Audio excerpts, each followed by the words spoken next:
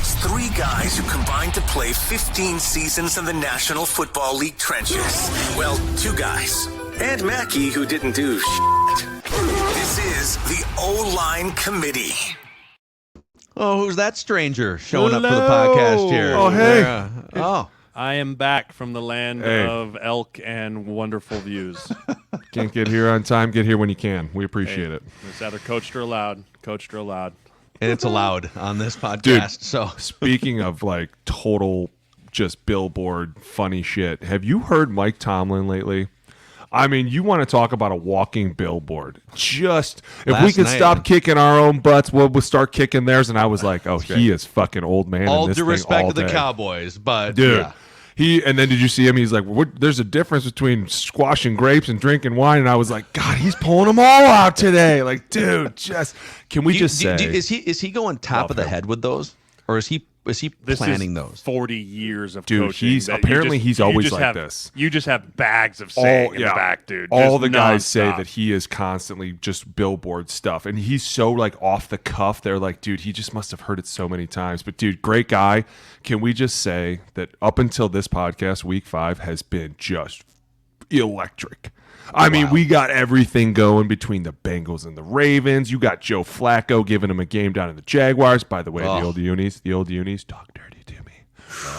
Not only that, but then you turn around and you talk about Denver's defense is just dominating shit. And you're like, those old uniforms too. Whoa, dude. I had a flashback. I had a fucking 90s flashback, and I was like, I feel like I'm at Municipal Stadium in Cleveland. Is that Ed McCaffrey right now out there against? That's what I remember. I remember watching that growing up. Oh, you were there. That's right. You were John there. Elway, Ed McCaffrey, Yeah. Terrell Davis. Like, oh, dude, that stuff. I remember when they got Shannon away Sharp from those talked dirty. uniforms and went to the Navies, and everyone was like, I don't know. I remember how that feel too. about this. I remember that too. It doesn't feel right, and you're like, you grew up a Denver fan, Jay, but like yeah, it's like they're hoisting their first Super Bowl championship in those weird new uniforms. It just didn't, Wasn't right. So, boys, let's hit it. If you're new to the O-line committee, by the way, welcome 23 subscribers, by the way. I leave for a week, and you guys just go 23. I appreciate every single one of you. We thought we were going to get canceled. Here, we're starting to like get noticed a little bit. Anytime I leave the show, I'm always afraid you're going to get canceled because someone's got to keep you worry close so a couple much. Stop worrying.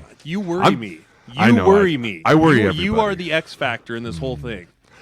Listen, what are we going to start with? Because who's going Mike first? Mike's? Who's got Mike's? I got you know a what, Mike. Boone, you're excited. You're I got a Boone. whole list of Mike's. Let's go for it. So we're gonna a reminder to the audience. So part 1, part 2 every week. We got Mike's. We got some. Is this a hot football take? And then part 2, dumb football questions. So if we don't get to something in part 1, we will get to it in part 2. Click that like button and the subscribe button on the O-Line Committee YouTube channel. And if you're an Apple, Spotify listener, a 5-star rating and a positive review. By the way, 2 of us are proudly supporting our college football programs that had big wins over the weekend. We don't Better like watch to be out. flashy. Those Buckeyes are looking in the rearview mirror at the Cornhuskers and the Golden Gophers. We buddy. don't They're like to be coming. flashy. We do what G-Ro used to tell us. We lay in the weeds silently and sharpen our swords. And we just wait for dudes to sneak up. G-Ro used to say that all the time. Like, he'd come in the room and he'd be like, you know how we are, guys. Before we dive into NFL football, Mm-hmm. can we talk about how blessed we have been with college football this year? Oh, dude. Just how amazing this Saturday was. I watched more Storm Fields this Saturday than I think I've seen in like 2 years. Carried out Because you goalposts. look at the initial slate, you're like, it's not a great week. Like game days in Cal, Miami, and you're like, okay. But then you just started watching top team That game after was top team just start getting Vandy. knocked. Vandy going in there. The Vandy. Vanderbilt students, Hey. they carried the goalpost That all the was way down to hilarious. Broadway Street. I loved it. They showed videos the whole way down, too. I was dying. I saw a tweet that's like the students have broken through the police barricade and are now on Broadway. I was like, dude, what is this, a zombie apocalypse? We are recruiting a kid from there, and we're not going to say who, but I texted him right away and Right. was like, be safe. Do not drink too much. Because I was like, dude, I've been there when Ohio State beats 100%. Michigan at home, and you're like, everything's going up 5. Dude, I was like, I don't even care. I was like, listen, you can have a few beers. I'm not saying don't have any. Enjoy it, but just be safe. Be careful, 'Cause I guarantee buddy. you, my favorite. Did you see the interview with the quarterback? The interview. Oh with the my quarterback. God. So he's like, I just want to thank God. Like God has given us this moment. Like he's done so much for my life. Vandy, we're fucking turned. Like it's just like he couldn't regulate his emotions at all. He didn't know what dude. to do. He saw the fans. Well, here's the problem. He was like highlighting everybody on the team, and he was super into the interview. And then he turns around and sees him carrying off the goalpost, and he's like, "Vandy, we're fucking turned." I was like, man, that whole paragraph, dude. And it reminded me though of a certain somebody before the game that used to go nuts and say terrible things, and then all of a sudden he'd be like, "Let's pray." Prayer in the shower. Prayer in the shower. What the fuck? He'd be like, "Wait, what? No, you can't no. do both. You can't do both." There's I'm a not reason. Kidding. He would say things like, don't. Dude, he'd be like, We love him. Fuck these guys in the ass. Blah, blah, blah. We're gonna shit all over them. We're gonna tell their bitch mothers this, that, and the other thing. And then he'd be like, "All right, boys, prayer in the shower. Pray it up here. Come prayer, on. prayer in the shower." He'd be like, Hey, "Oh my in the gosh." moment, I didn't realize it because I would just pop right up and be like, "All right, prayer time, let's go," because super spiritual. And then like maybe 8 weeks in, I was like listening to him, and then he was like, "All right, now prayer time," and I was like, "Hey, you can't do both. Be one or the other, because you're freaking me out you're now." either Yeah. a family murderer or you are a man of God, Right? and there's not Like, much no, there. hey, seriously, it was a great week of football. It was super fun to watch, and it's Dude. great to watch teams Bama that are goes riding down, super high, just get Tennessee goes smacked down. around. Dude, how about that meme? Finally had life. Finally had life. Everyone was waiting for years where that D tackle was like, "You got to play an SEC team. You got to come to Vandy." They ended up getting smoked. Dude, well, after Vandy beat them, they actually played the clip from College Game Day of Nick Saban saying the only hard place to not play in the SEC is Vandy, and the crowd just goes bananas. I love it. All right, so listen, A wild since we're weekend. All right, Booney, since we are having a hit wild us with your weekend, first let's mic. Let's go. start. Let's start with the Thursday night game. This whole fucking game had my mic. Okay, number one, Kirko going 500 plus. Dude, there are some teams right now that don't even have 500 yards this season passing. This dude did it in one game. And here's what's crazy. They didn't even run the fucking ball that much. Like, I'm looking around like, man, they're really just going to let this dude zip it. And you know who that was? That was Angry Kirk. Angry Kirk was throwing fucking dimes, right? I don't think it's Angry Kirk anymore. No. I think No, it's Angry Kirk. We swag. We serve. No, that's Is Angry it Kirk. is it Angry But hey, Kirk? No, it is. It is. Dude, he gets back there and he's throwing bullets. But here's what's even crazier. Did you catch the last 4 minutes of that game plus overtime? Wild. It was the wildest, and I was hooked. I was like, I can't stop watching. Bucky Irving fumbles the ball when they could have just ran the clock all the way out. But stop, it gets better. Kirk Cousins comes back and throws an interception to who? Terrible the heartbeat pick, of the entire team, Levante David. And I'm like, oh my God. I almost had a panic attack. I was like, holy shit. For a minute there, I was like, Kirk's got this. Interception, right? But what happens next? A little 3 and out. All of a sudden, here's where I go mind blown. For years, I was told that you needed at least 15 seconds to clock it. Yeah, At I want to ask you guys about least. They had fucking 12, and they still made it look easy. And I was like, oh my God, you got to be shitting me, right? And you're going to leave it to the kicker? Younghoe Koo. Younghoe Koo, who could fucking hit it from 100 yards if you asked him to. Like, holy shit. We go into overtime, and I'm like, dude, the entire time they're just showing Baker on the sideline, just sitting there with his hand like this, like, I'll get my chance. Dude just sat there the whole game. Didn't do shit. Kirko, strike after strike, and then throws it to Hodges with the reverse pivot, come around the middle, and you got to be fucking kidding me. That's Dude, another guy. Dude, that's another guy that had no idea Insane. what to do. No idea what to do in this press game. The he was post-game like, presser. hands are coming up like, I don't know what to do with my hands. I caught it, and then I turned, and no one tackled me. Dude, you have me. NFC South, you have me hooked. Tonight's game, I am so excited to watch the Saints play KC, and I can't believe I'm saying that. But, dude, this whole thing going on with Kirk and everyone, like, the first week he had me, and I was like, oh, God. But since then, they've been like, dude, we really fucking need you. Okay, we're paying you a lot of money, and you better deliver. And, dude, he has. Like, holy shit balls. This is awesome. Let's And do it. Phil, Let's you're do getting it. crushed, by the way. You're gonna. Why am the I getting crushed? Crusaders are coming out for you. Well, did Here's you see? the beauty. So I threw some bait out there on Twitter. I don't know if you Hilarious. saw it. I threw some bait. I'm it was like- impervious. it I'm was impervious Kirk to this. doing the swag Oh. surf, and I go, somewhere this is making Phil Mackey sad that he lost Kirk in purple. And one person responded back like, fuck Phil. Yeah. I was like, oh my gosh, They are so aggressive. mad at you, dude. So aggressive. But here's towards the you. beauty. This is this is a great conversation. And by the way, Do that it. was one of the all-time performances in clutch time. First of all, 500 Yes. yards over the course of 3 hours. The interception, it felt like, this is like the third No time this year where way. he's thrown Yeah. a devastating back-breaking pick, which I'm going to defend him on a couple fronts. He's like somehow known for throwing these, there's a classic Kirk. He doesn't throw a lot of those interceptions if you look at his career. But he throws that one, and then Tampa comes down with the softest, like wishy-washiest close a game out drive, edge of field goal range, and they couldn't figure out if they should be sort of aggressive, if they shouldn't. I think there was a missed face mask in there too, but to get the ball back and to line up with 12 seconds left, no timeouts. Insane. Credit also to the center for grabbing that football, allowing the ref, unlike Dallas from that Yep. playoff game a couple years ago, Got to touch it. allows the ref to and the ref for knowing I'm just going to touch it. I'm not going to stand over it and hold things up. Well, he knows But the if- rules. But if you think about this, so the Falcons were like a 7-win team that had a bunch of weapons. Drake London, just let's find a professional quarterback to unlock some weapons. Check. Now, I still think they're probably a 9 or a 10-win team that I don't think they're winning the Super Bowl, but like new level unlock, check.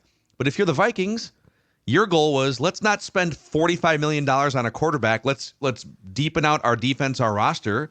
They're 5-0. Like, this has worked out great for both teams. Vikings, deeper, better. Darnold was terrible yesterday, but it's worked out for them so far. Well, he And also we can broke do a more on record that. too. I mean, we can Yeah, talk he about got- that too. he got I mean, let's be smoked. honest. But I And then totally Kirk's been agree with great you. for the Falcons. This is a win-win for both sides, and when you're looking at it, you're kind of like, this couldn't have happened unless Kirk went there. Because if you're right, if you keep Kirk, you're paying him $45 million, and you're losing half your team somewhere, and you're basically like, we're screwed. But if you let him walk, and you can keep all the talent, but then bring in Sam Darnold, who has, like Kirk, just turned his career around. And I'll be honest, before Kirk and this KOC thing, a lot of it was like, if he gets hit or gets flustered, the game could go either way, and you just don't know. And then KOC comes in, and all of a sudden things are like, nope, they're different. And all of a sudden he's smooth operator. Now he's down there. And by the way, the Raheem Morris, Kirk Cousins hug after the game was probably the most insane thing I've ever seen, because Raheem Morris was like, I fucking love you. You could see it in his eyes. Like, Oh, it's cool. I've never seen a D Football love coordinator right there. like walk up to a dude straight in his eyes and be like, I love you, and give him a hug and be like, dude, that's what Kirk's been missing for years. Even with KOC, I know KOC loves him, and I know that they have a deep bond, but what Raheem Morris did, that scares me though. Because now you got a team that's elevated, and the coach is like, I know who the boss is. I'm just here to work the D. You do your thing, baby. And all of a sudden it's like, fuck, they got some swag. What the fuck? Oh, shit. Here we go. I think it's a really underrated signing of Matthew Judon. Yeah. Oh, Like yeah. Matthew Yes. Judon coming over from the Patriots. That dude is a game difference. You pair Smart him with as JD Garrett. JD CTE moment. Brady Jarrett. Jarrett. Grady CT. Jarrett. Like, that D line's rolling. That whole team's humming right now. They're fun to watch. That's why an it's exciting, football man. team to watch. Hell yeah, it is. NFC South just got hot, baby. I'm all about it. By the way, can we not talk about how they have a Chick-fil-A at the stadium? Oh, yeah. Football It's, stadium that only plays on Sunday. It's not open. It's not open. It was only open one great day a branding, year. though. Dude, And for great concerts, I branding. guess. You know that he Concerts. went to Arthur Blank like, listen, I need a favor. I need just a little bit of space. I'm only going to be open one time.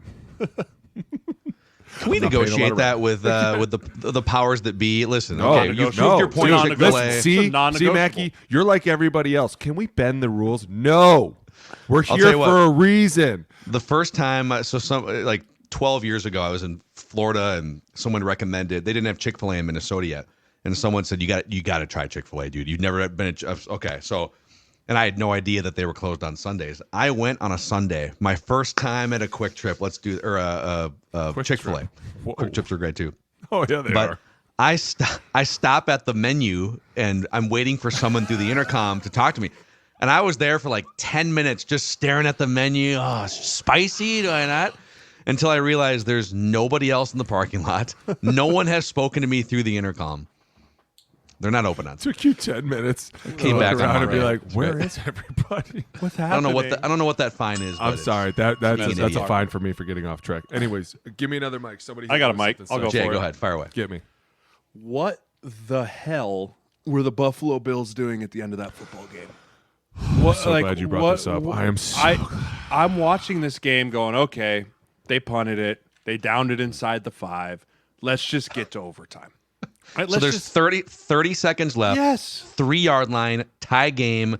Both teams have timeouts. Yeah, let's just call this and like let's be done with it. Let's just get ourselves to overtime. I got a better Like, idea. Let's reinvent the wheel. Let's Guy reinvent the hasn't wheel thrown and the have the ball guy all day. that's going 9 for 30 try and chuck it down the field. Did you to see those Keon 50-50 balls? Coleman. Like I don't know what was happening, but that was a big blunder by Sean McDermott and that staff to do that because just get to overtime, man. Like just get to overtime. I get you want to try and my guess is they were trying to just play for some PIs. Right, like let's just throw 50-50 balls and see if we can't get a play pass interference stupid. and move it down. But I agree, that's a dumb thing to do. Can I say That's two dumb. things real quick? Two things on this. One, Say I two actually I kind of love the foot on the gas. Like as a fan, it's like they're going for it. This is great. And my biggest problem is I don't think Josh Allen even remembers that drive happened because that dude was got concussed. completely concussed and smoked.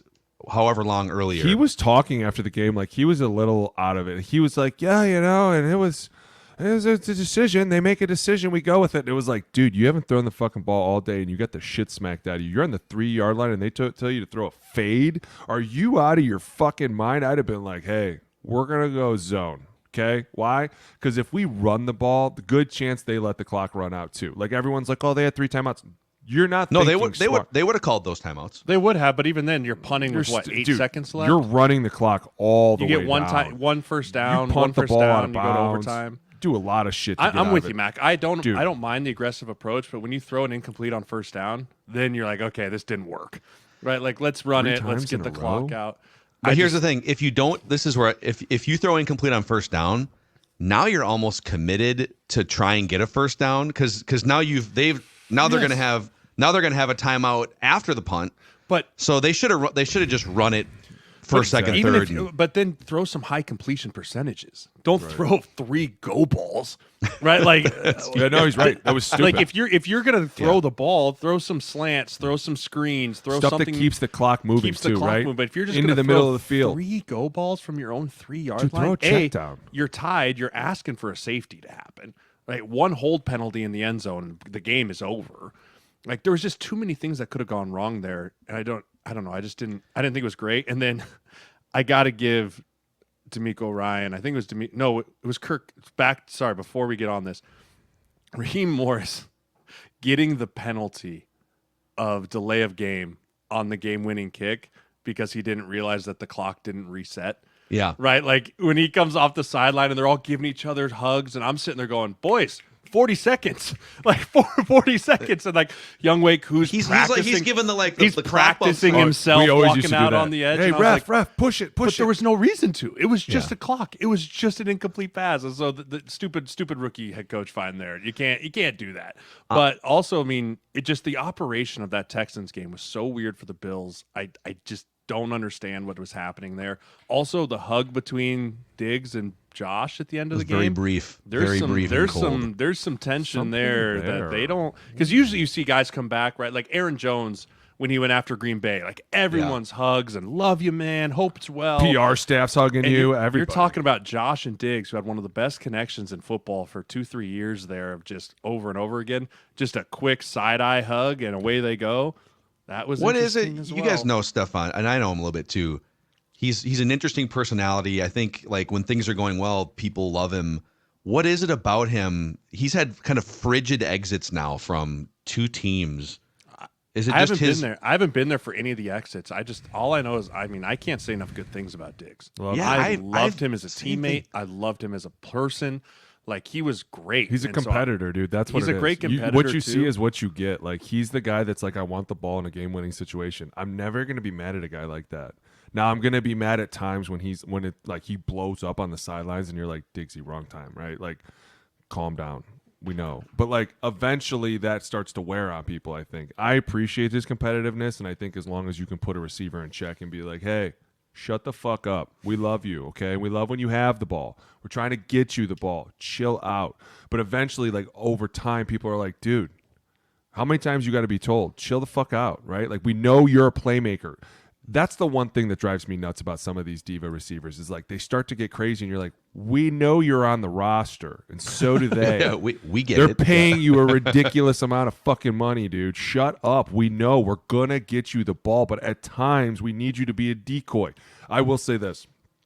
Houston, when they lost Nico Collins, looked like they just were like, what the fuck? Like, when he threw that strike, I was like, holy shit, they're back. Next fucking thing you know, he's down with an injury, and you're like, oh shit, like, what's going on? And I'm not going to say that I'm down on Houston because they haven't played their best game yet, and they're still 4-1, which still makes me scared about them. But at some point, like, everything's got to start to get cleaned up. And I know you're getting Joe Mixon back, and that's going to be huge. Like, dude, that hip drop tackle from week 2 fucked them so bad. And they didn't even call a flag on that. I'm sure that dude got fined. Him. They fined him. Oh, guarantee we did. How many times did they show a replay? You know New York's like, what play is this? Write that down.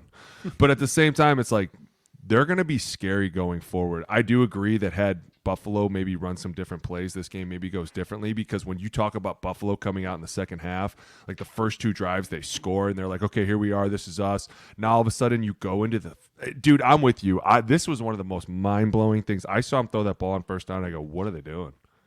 And then I was like, well, what do you do on second down? Do you run it or do you throw it? I would have ran it. I would have straight up been like, I would have hey, ran it too. We're I would have crushing ran it between the and then tackles, tried to get force them myself to timeout. Like, get to a 3rd and 6, get to a 3rd and 3rd 8, and 5. something like, better than 3rd and 10. Yeah.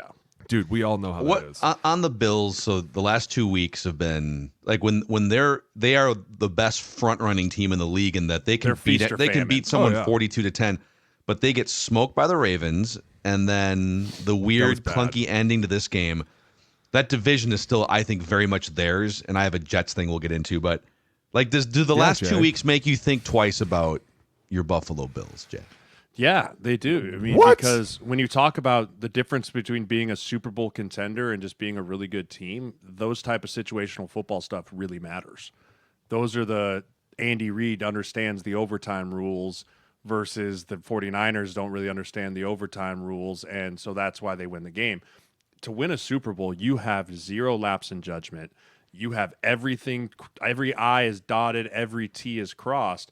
And when you have blunders like that at the end of games like this, those are the things that make you question, can this team actually go all the way? So I agree, it is their division, and I print a full retraction for saying that I think the Jets are going to win that division earlier in the year. I totally shit the bed on that. We're going to talk about that in a minute. But it does worry me. The Bills do worry me. Yes, to answer your question, the Bills do worry me. They're still a good team. I think Jay's right, though. I think if you're talking about the Super Bowl teams, they have 0 margin of error. They don't come back into like a week 5 game and turn around and go, what the fuck were we doing? Like, what is this? Like, at some point, they are all dialed in. And I get it. The season is long. You lose players. People are up. People are down. Nobody gives a shit, though. That falls on the GM and the head coach to go, hey, how are we going to make up for this? How are we going to attack these guys? And you're right. When your quarterback's getting the shit smacked out of him and not having the best day, and then you rely on him on the 3-yard line, that's where I look at it and go, that's stupid. That's stupid at a peewee level. I would have been like, hey, Cook, you ready to roll? Dude, you better fucking take somebody's face off with this next ball, because we just need a first down. We need a first down and we're rolling, buddy. And after that, it's like you put yourself in a bind. You turn around and let Houston come back. They're starting to feel life about themselves. Like, dude, this whole situation is just really driving me nuts, because the Bills the last 2 weeks have just looked like shit after coming out and stomping people. They're an up and down team that drives me nuts. They got psyched out by the game theory aspect of, okay, the Texans have 3 timeouts. If we just kneel it down 3 times or run, then they're going to call 3 timeouts, and they might still have some time left and get the ball at the 50. But would you rather have them get the ball at the 50 with no timeouts and take a chance, or that's my whole point? Like, this whole thing is so stupid. You're like, wait a minute, what the fuck? Like, dude, I've never seen that bad of a lapse of judgment in a long time, where it was like, what are we doing? Not only did you just stop the clock for them, you only took off 3 seconds off the clock. And then gave him a punt return, because at some point boomed it freaking 56 yards. I can tell you that Harbaugh would have been like, you're all fired. All of you. For even suggesting this stupid fucking play, you're all fired. Like, dude, Zim would have been like, you're going to throw the ball after this kid hasn't done shit all. He'd have been like, you're all fired. Like, something has to change with this team. They're killing me. They're killing because I want to love them. I do. Josh Allen's a beast. Let's get into you brought up the Jets thing. I think my mic is going to be a part 1, part 2. I'll give you my mic, and then let's start with the Jets side of the conversation. But then we have to have a Vikings part of this too. So my mic is Aaron Rodgers. That was the worst game he has played in his entire 20-year NFL career. And I'm going to give you the data to back this up. And credit, by the way, to Brian Flores and the Vikings defense. They've just been swarming and impossible to figure out at the line of scrimmage. But let's do the Jets side of this first. So Aaron Rodgers, first time in his career ever throwing 2 interceptions in the first quarter, and they weren't like batted at the line. It was he got tricked by Van Ginkel for a pick 6. What? And then he sailed a ball to Cam Bynum over the top. It was, and he owned it after the game. Lazard, go figure. Yep. So never done that before. Yep. 3 interceptions in a game for only the 6th time in his career. 4.5 yards per attempt on 54 attempts. That's why he had 200 yards passing, but 4.5 yards per attempt for only the 4th time in his career or worse. And then a 54.9 passer rating, only the 6th time he's had a passer rating below 55, but he's never had all of those in the same game. So he's 41. At one, you get the performance, but then you also get like, he's just the worst sometimes, man. Like if things are going bad, he's gesticulating to his offensive lineman. I agree. And then, dude, I don't know if you guys saw this, but they're down 10-0 because of his pick 6. And now he's decided that he's cranky. And Nathaniel Hackett is probably at fault for not getting the plays in fast enough because Rodgers wants to get up there and do some cadence stuff and see if he can get a tell right. But they're down 10-0. It's the end of the first quarter, and he's waiting for a play to come in. And he leans out of the huddle and starts doing the, like, come on, like, Hackett. He's throwing Hackett under the bus. So, I don't know, man. Let's do the Jets part of this conversation. It's not working. The vibes are weird. Before Jay says anything, I just want him to know that you and I stood on this fence, and we were like, don't do this. Because here's why, and I'm just going to be blunt. At some point, you have to be like, dude, you're just being like some sort of an asshole. Like this whole, like, give me the play and then I'm throwing an interception here. I end the game with an interception from a behind the throw to Mike Williams. Like Mike Williams is going to know who I am or what I'm doing. Like all of this stuff comes back to the same thing. This off the field antics in the off season and where was he? Egypt? I'll bet he wishes he could have that trip back. Like there's so much shit that we saw coming down the pipe. And I don't think he does. Oh no, I think he's gonna be fine. Really? You think he's gonna be fine with what? What the fuck makes me think this is gonna be fine? And everyone now wants to talk about Devontae Adams coming over, and I'm like, what's gonna make anything change? Like I get it, Devontae Adams, he's a phenomenal receiver. We're gonna put him in here, and all of a sudden we're just gonna win every other game. Like, dude, at some point if they trade for Devontae Adams, they're gonna have to. It's like having a baby to save the marriage. It's not gonna work. It's not, but they have to do it or they're getting fired. We don't love each other anymore. Like, we really don't even like each other anymore. We should probably just have a kid to see if that can save everything. Never works. It's true. You're right. That's the only way it works. But I think watching that game gave me kind of one of those things where I can remember game planning for Aaron Rodgers and Mike Zimmer saying, hey, we blitz this guy at our own risk. Right, you blitz Aaron Rodgers at your own risk because he's going to see it, he's going to pick it apart, and he's going to hit you all over the field for it. This was the first game I can remember watching Aaron Rodgers going, he has no idea what's coming. He has no clue. And he doesn't trust anyone around him. No one. He doesn't know answers. He doesn't feel like he can get his O-line checked the right way. He's not seeing things. He's chasing ghosts.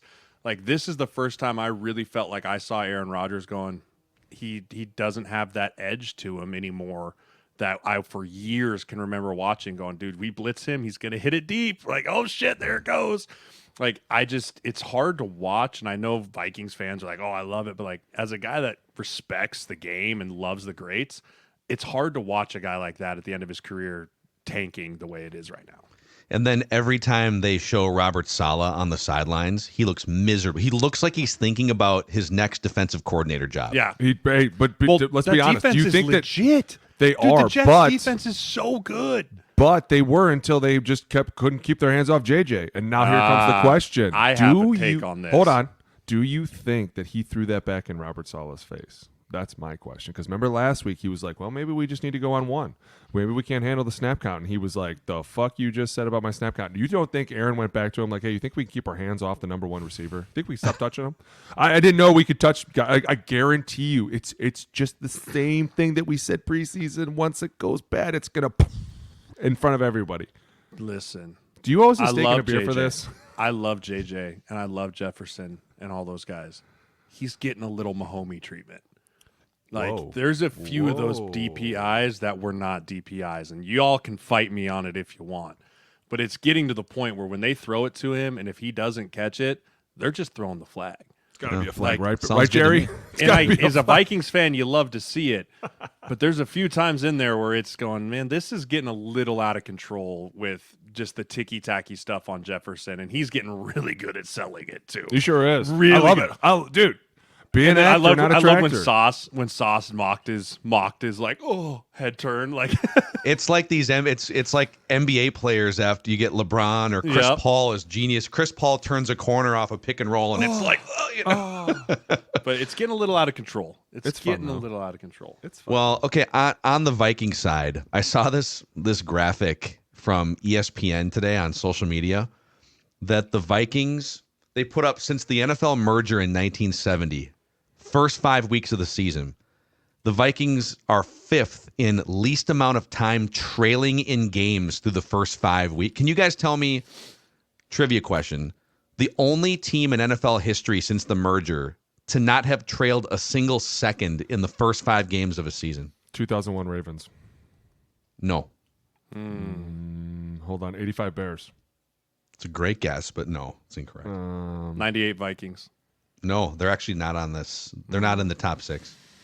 The 2009 Saints. Ooh, that was a salty team.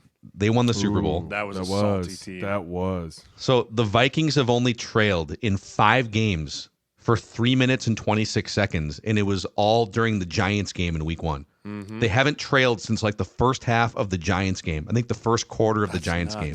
Dude, it is nuts. And I know that Sam Darnold still brings about a bunch of questions, and he had his worst game of the year against a really good defense, and he also got smoked in the first quarter. But this defense, they stop the run. They get the most pressure. And now they're sitting on the other 5 teams on this least amount of time trailing through a month and a half are 09 Saints, Super Bowl winner. 84 Dolphins, lost in the Super Bowl. Last year's Niners, lost in the Super Bowl. The 99 Rams, greatest show on turf, won the Super Bowl. And the 98 Broncos are on this list. So all of these other teams either went to or won the Super Bowl. I mean, if they keep playing like they're doing, it's not out of contention. But you name all those other teams you just named, Mackey. All those quarterbacks were fucking legit. I mean, Purdy's the only one you would look at and be like, but no, I know. Different times, though. Different times, dude. Like, and you all talk those about, you don't even quarterbacks have were TJ Hawkinson in well, there. Kurt Warner was not Kurt Warner until that season. That was the year that made him, right? yes. Like, he was bagging groceries for that. But honestly, dude, like, let's be serious. This defense is fired. The minute that Van Ginkel dropped and he threw that ball to him, that's when I go, Aaron has no idea what the fuck he's doing. Aaron has no clue what's Dude, happening. he threw it right to but we've talked about this, Mackey, on this show, on Purple Daily. Like, there's so much that goes into that defense. You have to be so fucking smart while you're playing a million miles an hour, which is extremely hard to do. And when you watch that play back, you see Van Ginkel take 2 steps forward, which in Aaron's mind goes, what? He's rushing. He's coming. And all of a sudden, after 2, he drops. And, dude, he dropped right into the fucking zone. And I was like, Dude, it's almost, I honestly believe that they knew, like, hey, when we line up in this front, Aaron's going to check to this play. He's going slant. Like, I honestly think that they lined up and they said, hey, when we line up in this, and if Aaron checks, we know what play's coming, because Ginkel knew the play. Like, that's Luke Kuechly type, like, brain stuff. So Chase Daniel put out, former longtime backup quarterback. Played with him. Yep. He's doing a bunch of video breakdowns for The Athletic now. Stole $200 million. Stole money from the NFL for 20 years. But he's doing a bunch of great video breakdowns. And his theory, and I'll maybe we can break some of this down too this week, is that Van Ginkel was reading which direction the center was sliding to. That if the center slides a certain way, that's his key to back out of the rush. It because doesn't it really means that Rodgers is going to be throwing hot between the numbers. it doesn't always so much mean which way the center's going as much as it is, can I just eat up this guard and then drop this guy? Well, like, I know what he's saying. If I slide left, the guy from the right's going to do this, or the guy from the left's going to come in. But that's not really how it's done. What it is like, we'll make a declaration, and they don't change anything. Guys are still all going to take 2-3 steps up, and then you're going to see who's dropping. But what it does is, if I'm a guard and I'm setting Van Ginkel and he take 2 steps up, I'm committed. He's got to be coming, correct? And then all of a sudden he drops. Not only does he get the interception, but at the same time we have Harrison Smith coming off the edge completely free because I just got eaten up by a fake rush.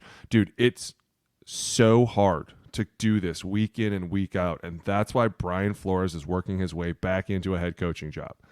Because people are like, holy shit, this is insanity, and they're continuing just get him to a do veteran quarterback that he doesn't right. have to interact with and turn him which loose, is man. fine, dude. We've talked about DCs. They don't want to talk to quarterbacks unless you're Raheem Morris and you're like, I fucking love you and you're everything I've wanted forever. But at the same time, like, can you consistently do this week in and week out? What I loved about it was defense shows up when the offense starts to hurt a little bit, right? Like, defense is still like, no, we're good. We got this. Don't worry. We'll take care of this. The interception late was by Stephon Gilmore. What I thought was, that was another thing. He's like, what's he famous for? Back shoulder throws. I should probably keep my eyes on him at all times. And as soon as he turned his head, that ball was coming, and I was like, no fucking way. Like, it's one of these things where you've shown enough tendencies that these smart players can come back. And another smart player, Stephon Gilmore, right? Like, we know at one point he was one of the best. Oh wow, Jay's gonna pop this up. I love how he does this. Because look at Harry on the outside. I'm used to seeing 2 guys here, but the minute you put Harry out here, this makes this whole duel and like who's who a real fucking issue. So here's not only here's that, but the way that I do it. Here's the way that I do it. Right, I'd count him as a down.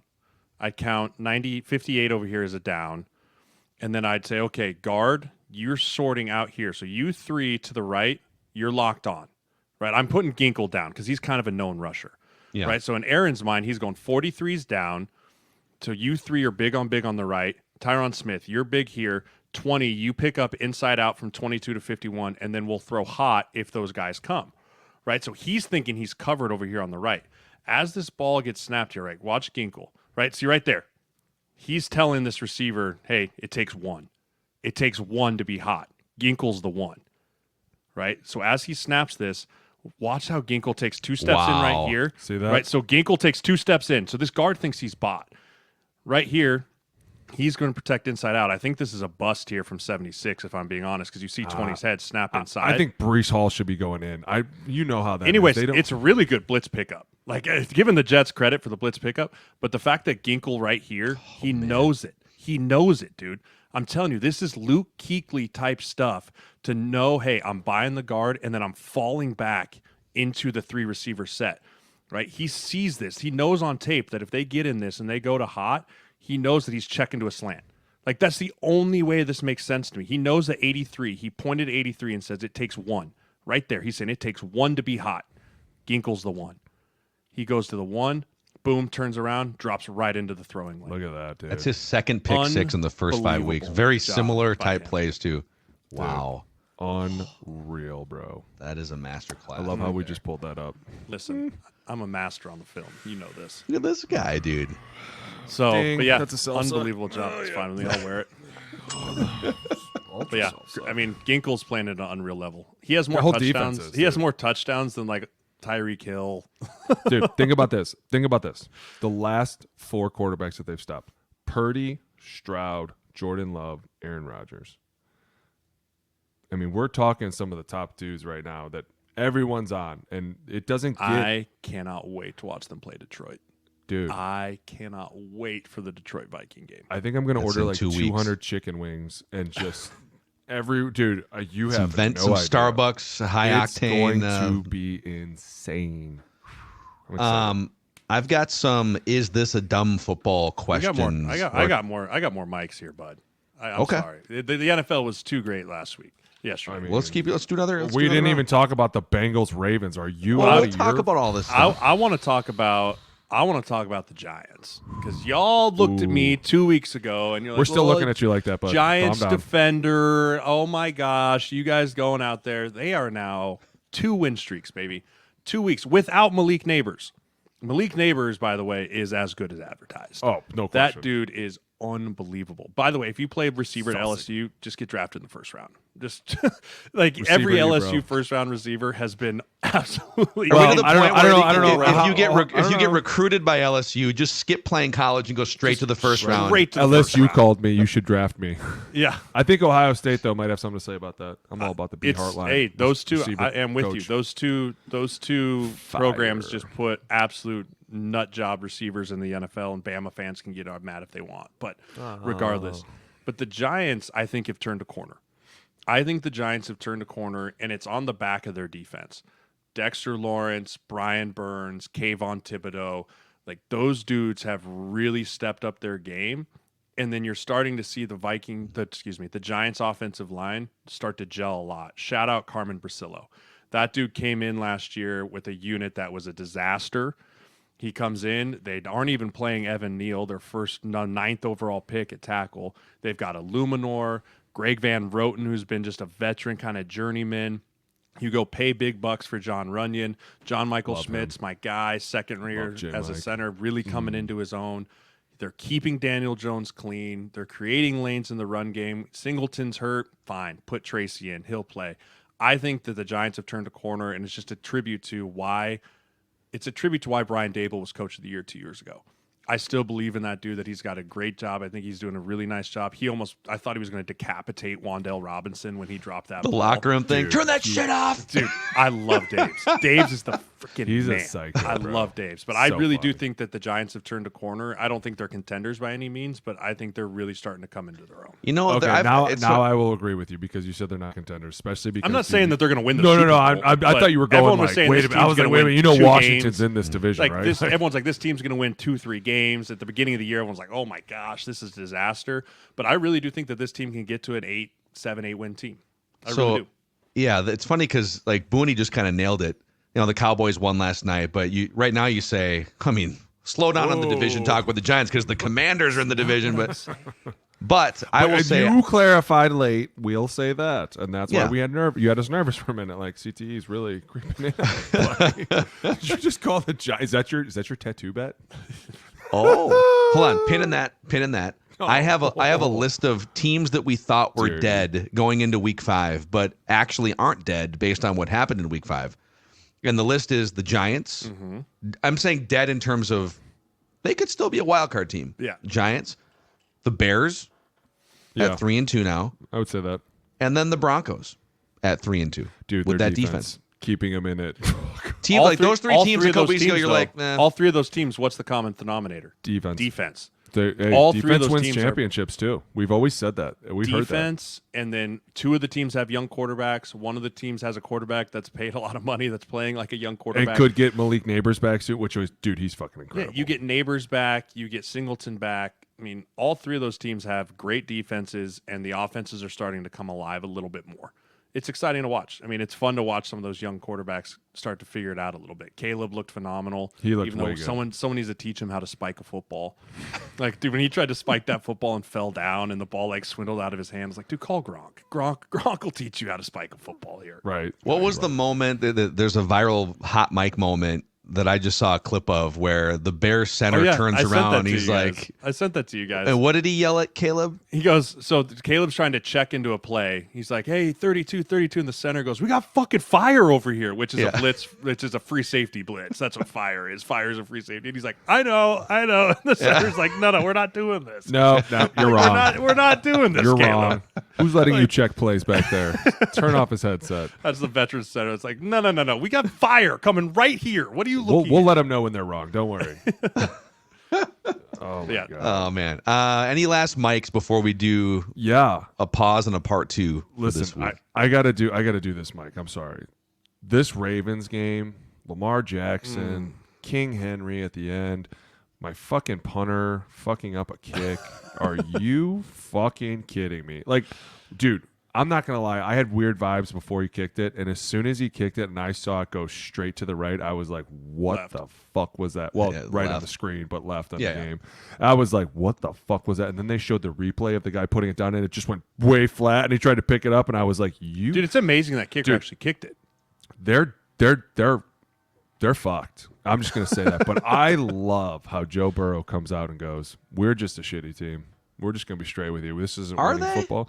No, they're not. But the fact that he said that makes me appreciate him so much more. He's not out here like, well, we're okay. He's like, yeah, no, we don't deserve to fucking win. Even he just sat back and said 40 points a game on offense. But he knows exactly what he's saying. He knows he has to take a lot of the heat. He knows the defense can't stop a fucking nosebleed. Like, dude, you let King Henry run 51 yards down the sideline to end the game, and everyone's looking at you like, did you not know that he played for this fucking team? Did you? Okay.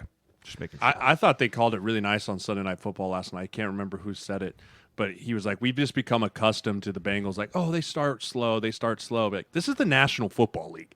You can't start slow. No. Every team is good. Every team can beat you every single week. It's not an excuse to say, oh, we start slow. It's a systematic problem.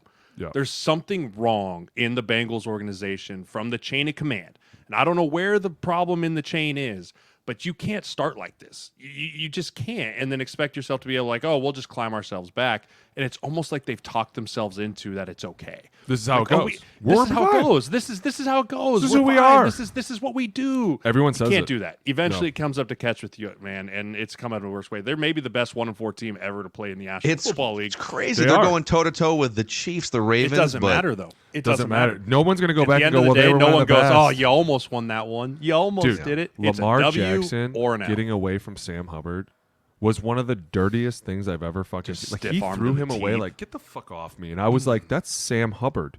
He's like 295 pounds. He just fall the fuck down. And by the way, before we get off anything, Isaiah Likely is becoming one of my number one players. Like, you want to talk about reliable, and I know we're talking about this much game one.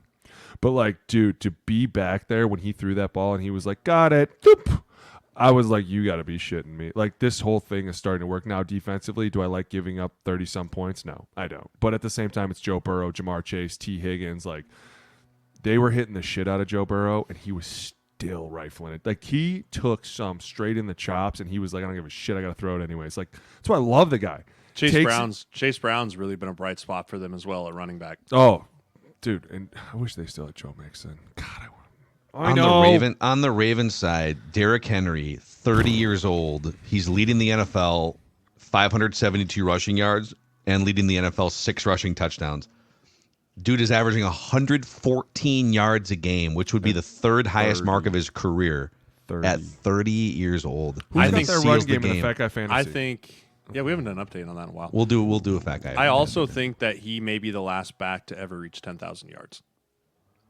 In this era of the NFL. Oh, no, dude, I think you're wrong. I think that's a hot take. I think in this era of the NFL, with how quickly backs are cycled in and out, how quickly teams just give up on a running back because they know they can just go draft another one and not pay him a bunch of money, I think he's the last running back to hit 10,000. So he hit 10,000 in that game, right? Correct. Okay, so, well, can you name the next closest active at 9,002 current yards? Probably Christian McCaffrey.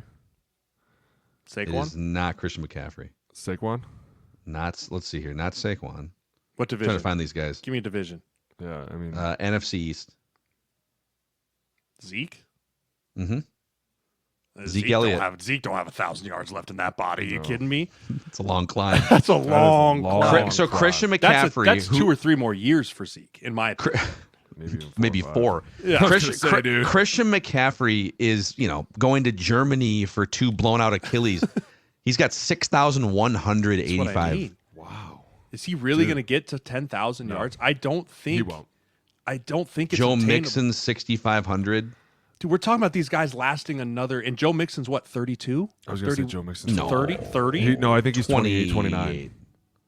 But still, you're talking to the 28. Let's be honest. We all think that Derrick Henry being 30 basically. years old and still rushing the way he is fucking insanity. So that's why we're like, it's not going to happen a lot. Joe Mixon is going to have to crawl out of a massive hole. Christian McCaffrey's only at 6,000 yards. Dude, not a chance he hits 10,000. I'm sorry. Like, I love these guys. Saquon's only 27. Saquon's at 5,600. He has probably the best shot. But you're talking about another 5,000 yards. I mean, like maybe this running back from Boise State that comes in the league because But that's where I think you might be a little bit of a hot take is because, dude, the run game has started to show up a lot more this year because people are like, we can't just stand back here and pass it because our quarterback's getting fucking decimated back here. So we have to run the ball. I know, I agree. Dude, I think the fullback's going to be coming back in the next 2 years. I don't think we'll see it again. I do not think we'll see it again. again. Don't go crazy on me. Don't I'm go telling all you. Stephen A on me because you're going fucking Unless nuts. Zeke Skip all of a Bayless. sudden loses 50 pounds. All right. Zeke's averaging like 8 yards a game right now, so he's got at least another 10 years in him before. Dude, he they gets gave that. him the ball last night. I was like, what the fuck is Dude, it that? looks like it literally hurts him to run. Like when 1 he runs, yard. It's like, oh, God. It hurts so bad. I do have a Cowboys question for you guys in part 2. One last thing on part 1 here. Tattoo bet. Yes. What were the parameters again last year? Here's my parameter. I want to do it like this, so you can't cop out and take some bullshit team. I wanted to do it that we all have to pick a team that like we maybe think can win the Super Bowl. It's not like a Super Bowl contender because if they win it, you're getting a tattoo of that team. But if that team misses the playoffs, there has to be a punishment as well. What's like the you can't just pick some dog. You can't be like the Browns, right? Like you can't be like the Browns are winning the Super Bowl or go through there. But there has to be some type of make it hurt on if your team doesn't. How do we make the put playoffs. it? Because we're 5 weeks in. I so know. how do I wanted to we- do this week 1. We kind of forgot. I know we did. We got. There's a lot of shit going on, okay? I know. I'm still down to pick a team. I just want to know what the punishment is.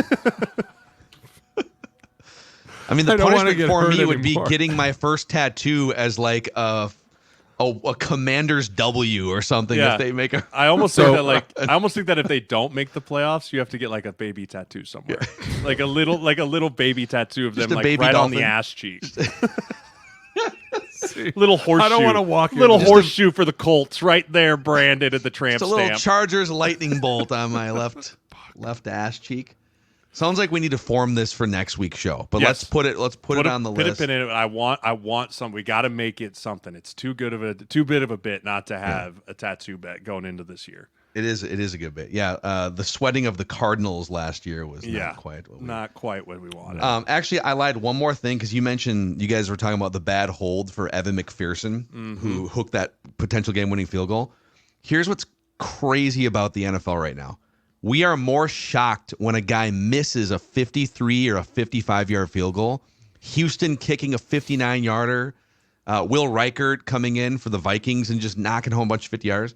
So I was looking up kicking stats in the first 5 weeks and then just comparing them historically. So in 1975, back in the good old days, early Super Bowl era, in the entire season, we had 4, 5, 6, 7, 8, 9 made 50-yard field goals in the league in 1975.